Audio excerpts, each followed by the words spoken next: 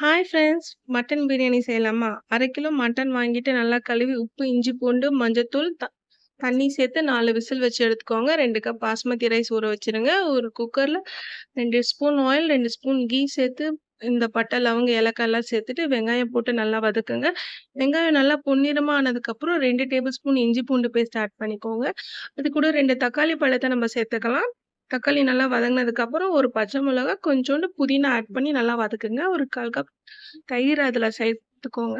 தயிர் போட்டதுக்கப்புறம் நம்ம வேக வச்சிருக்க மட்டன் அதோட ஆட் பண்ணிக்கலாம். மட்டன் போட்டதுக்கப்புறம் நம்ம ரெட் சில்லி பவுடர் 1 ஸ்பூன், ஆ பிரியாணி மசாலா 1 ஸ்பூன் 2த்தையும் போட்டு நல்லா அ எண்ணெய் தெரியிற வரையும் நல்லா வதக்கிக்கோங்க.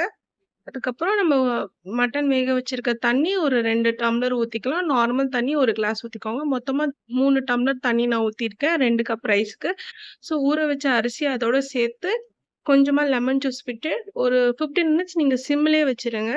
15 மினிட்ஸ் கழிச்சு பார்த்தீங்கன்னா, பிரியாணி தயாரா இருக்கும். செஞ்சு பார்த்துட்டு சொல்லுங்க எப்படி இருந்துச்சுன்னு. மறக்காம பிரியாஸ் கிச்சன் சேனல சப்ஸ்கிரைப் பண்ணிட்டு பாருங்க ஃப்ரெண்ட்ஸ். நான் போடுற வீடியோஸ்லாம் உங்களுக்கு பிடிச்சிருந்தா லைக் பண்ணுங்க, கமெண்ட்ஸ் பண்ணுங்க. தேங்க் யூ ஃபார் வாட்சிங்.